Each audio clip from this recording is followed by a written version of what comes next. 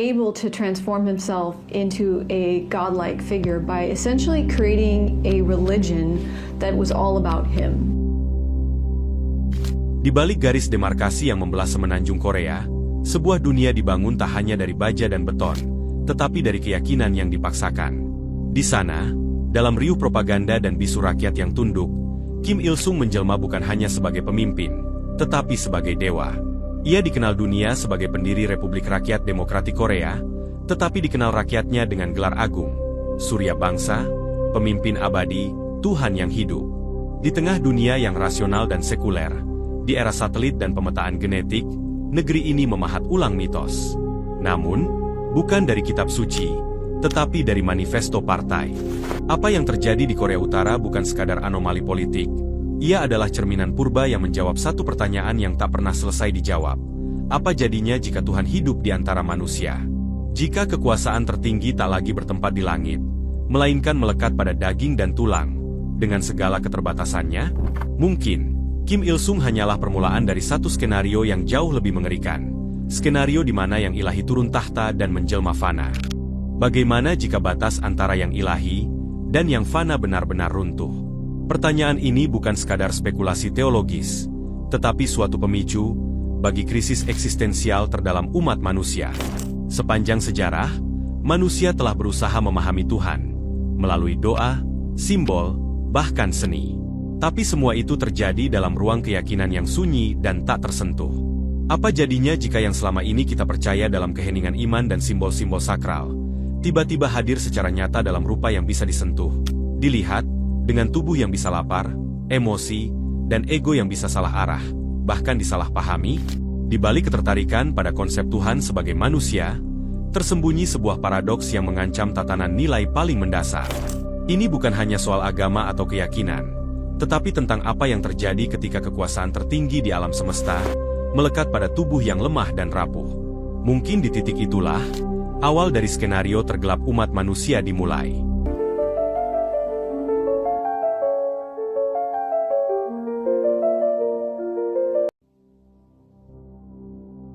Sejak manusia pertama kali mengangkat wajahnya ke langit, bertanya pada bintang-bintang mengenai asal-muasal keberadaannya, konsep tentang Tuhan telah hadir sebagai jawaban universal terhadap kegelisahan eksistensial. Fenomena ini telah ada sejak zaman purba, di mana kekuatan ilahi seringkali disimbolkan melalui alam sebagai bahasa awal manusia untuk menggambarkan kekuatan yang lebih besar dan menjadi sandaran permohonan. Dalam sejarah peradaban sendiri, konsep ketuhanan tak pernah tunggal. Ia berkembang dari bentuk animisme, henoteisme, hingga mencapai monoteisme yang terformalisasi dalam berbagai agama seperti Yudaisme, Kristen, Islam, dan bentuk-bentuk lain dalam Hindu dan Buddhisme. Disinilah kita menemukan keragaman mendasar. Ada Tuhan yang personal dan bertindak, dan ada pula Tuhan yang impersonal, semacam prinsip metafisik universal seperti Brahman, salah satu aliran dalam filsafat Hindu, atau Tao dalam Taoisme.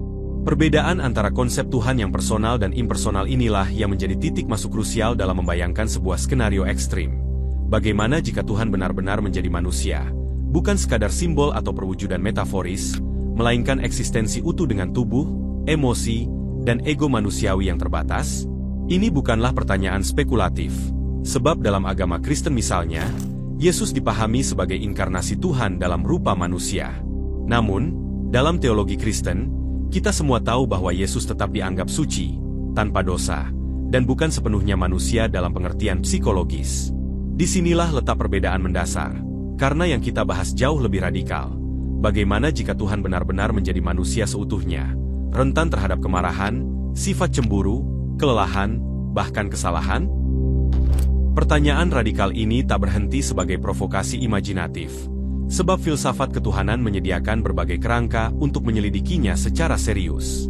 Thomas Aquinas menjelaskan bahwa Tuhan adalah eksistensi yang sepenuhnya aktual, tanpa potensi yang belum terwujud. Karena itu, Tuhan tak dapat mengalami perubahan, menyesal, atau belajar, sebab setiap perubahan mengandaikan adanya ketidaksempurnaan. Selain itu, Friedrich Nietzsche, seorang filsuf Jerman, bahkan menolak konsep Tuhan karena ia melihat bahwa kekuasaan absolut dalam bentuk agama justru menindas kehendak bebas manusia. Dalam karyanya The Gay Science yang diterbitkan pada tahun 1882, ia menulis, Tuhan telah mati, dan kita telah membunuhnya. sebuah sindiran terhadap dekadensi moral akibat sistem ilahi yang terlalu manusiawi. Maka, jika Tuhan benar-benar menjadi manusia, Nietzsche mungkin akan menyebut itu bukan puncak keilahian, melainkan tragedi kultural terbesar. Manusia menyembah bayangannya sendiri, lalu membiarkannya mengendalikan dunia dengan wajah moral yang palsu. Di titik itulah, lahir nihilisme, saat manusia sadar bahwa yang disembah bukan lagi kebenaran sejati, melainkan produk kelemahan kolektif yang diberi mahkota ilahi. Selain itu, filsuf kontemporer seperti Slavoj Žižek bahkan berpendapat bahwa jika Tuhan benar-benar menjadi manusia dan mengalami penderitaan, maka itu menunjukkan bahwa ketuhanan telah mengosongkan dirinya sendiri, yang dalam teologi Kristen dikenal sebagai kenosis, yakni tindakan Tuhan yang secara sukarela melepaskan keilahiannya. Baginya, peristiwa ini menandakan bahwa pusat metafisik semesta telah runtuh, di mana dunia tak lagi memiliki landasan absolut, dan manusia pun dibiarkan bergulat dalam kehampaan yang radikal.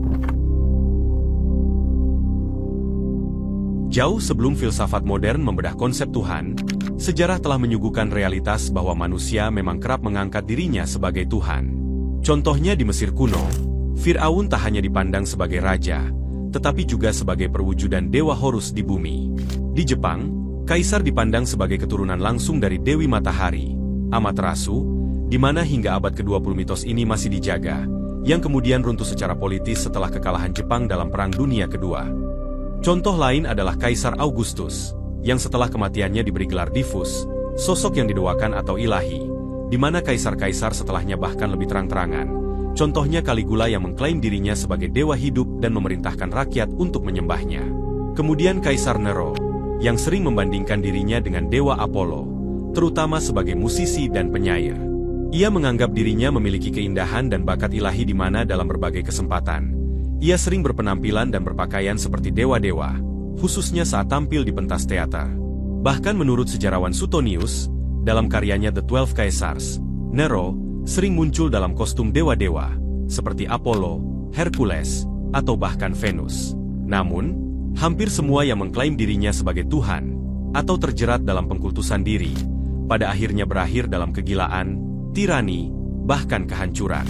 Yang paling mengkhawatirkan adalah ketika kultus terhadap manusia yang dianggap Tuhan bertahan hidup dalam dunia modern. Seperti yang sudah disinggung di awal, Kim Il-sung, pendiri dan pemimpin pertama Korea Utara, didoakan melalui propaganda selama puluhan tahun. Ia bukan hanya tokoh politik, tetapi juga dianggap sebagai bapak segala bangsa, tak pernah salah, dan hidup abadi dalam semangat rakyat. Ini bukan lagi agama dalam pengertian spiritual, tapi agama politik, sebuah teokrasi sekuler yang terbukti menindas dan mematikan. Sosiolog Emil Durkheim sendiri mengamati bahwa manusia cenderung mendewakan simbol-simbol kolektif. Tapi bagaimana jika simbol itu adalah seorang manusia? Maka lahirlah Tuhan palsu, disembah bukan karena kebenarannya, tapi karena kebutuhan kolektif untuk merasa aman, percaya, dan terikat pada satu otoritas tunggal. Di titik inilah pertanyaan kita menjadi lebih dalam. Apa yang sebenarnya terjadi jika Tuhan benar-benar menjadi manusia? Bukan dalam arti simbol atau alegori, tetapi sungguh hadir dengan tubuh, batas, nafsu, dan kemarahan. Dari pertanyaan-pertanyaan ini, sejarah tak memberi kita jawaban yang menenangkan. Setiap manusia yang mengklaim diri sebagai Tuhan selalu membawa luka, penderitaan, dan kehancuran nilai. Immanuel Kant memperingatkan, moralitas sejati lahir dari rasio praktis, bukan titah otoritatif.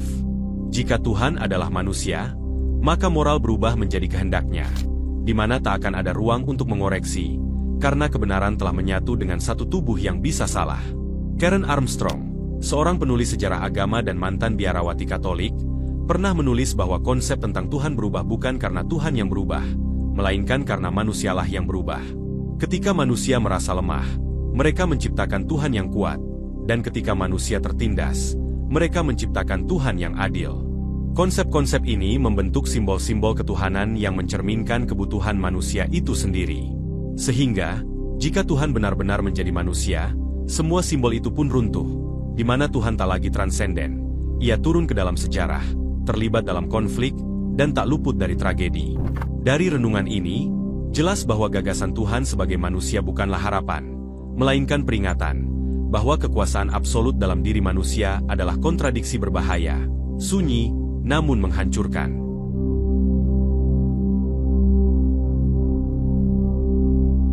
Setelah kita menelusuri jejak sejarah dan pemikiran tentang bagaimana manusia seringkali menggambarkan Tuhan dalam bentuk yang menyerupai dirinya, kini saatnya untuk benar-benar menyelami pertanyaan paling kritis.